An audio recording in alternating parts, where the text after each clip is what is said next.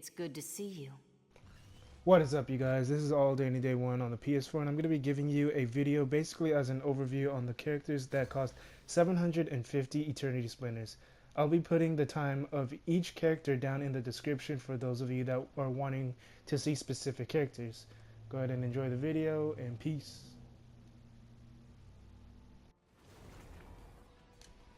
Deadpool is one of my favorites to play because he has a ton of explosives. He's great for both melee and ranged, and his dialogue is pretty much spot on. Deadpool's explosive build is what he's most popular for, but not just that, his signature also freezes all nearby enemies, including the bosses. And his ultimate makes him turn into a tornado, and he starts to throw out a bunch of random objects out as well. If you're looking for a character who is fun and enjoyable, with a good amount of damage and also has a great humorous dialogue, then Deadpool just might be a great pick for you. Where did I go wrong?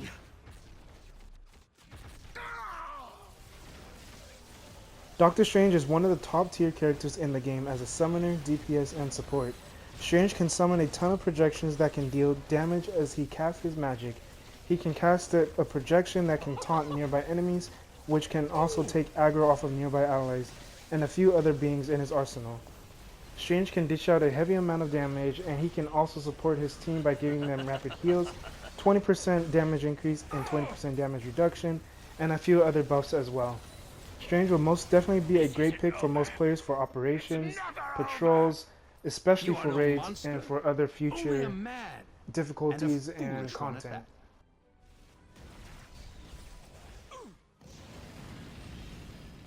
Ghost Rider is one of the most popular choices in the game, and this is also for good reasons.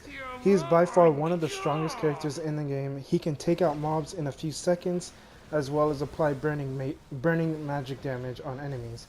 What makes Ghost Rider so unique is he's one of the few characters that has a movement that can deal damage.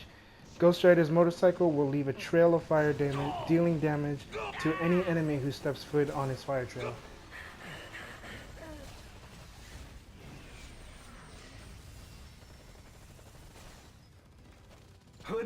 Iron Man isn't too bad of a character. He's one of those late bloomer type of characters. He gets a lot better once he unlocks his talents and gets a bit geared up.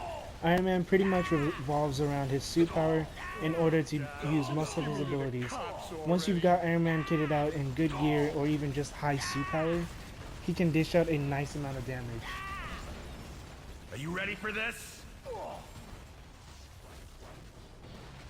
Ginga is another top tier character on this list.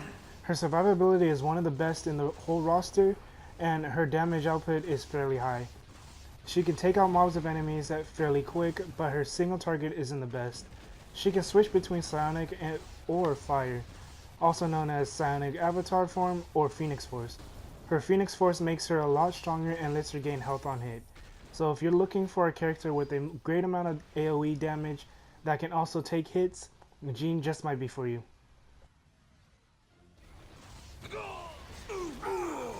Raccoon is by far one of the best, if not the best summoner in the game. He can summon multiple turrets, pulsars, and Groot. Groot can pretty much tank the battlefield, and your summons will pretty much do the majority of your damage. I normally call Rocket as the lazy character, but that's for all good reasons. He's the lazy character because all you have to do is drop your summons and just pretty much watch everything die. He's also a very strong and a very easy character to play as well.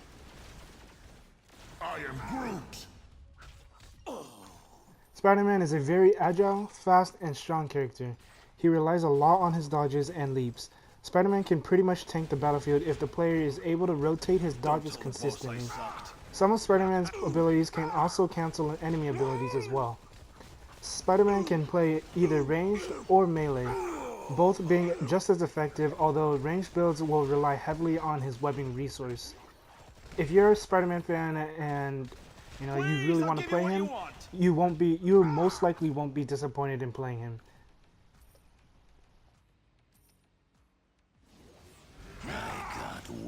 Wolverine, being the last character on this list, is another late bloomer type of character. He is one of those characters that you'll probably hate leveling up until you start unlocking his talents.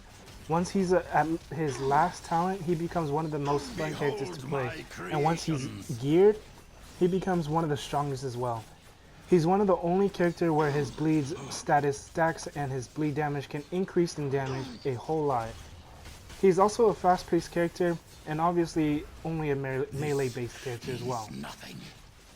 You deserve worse, but this'll have to do. If this video helped you out, go ahead and leave a like, comment, and subscribe. If you have any questions or suggestions, let me know down in the comment section as well.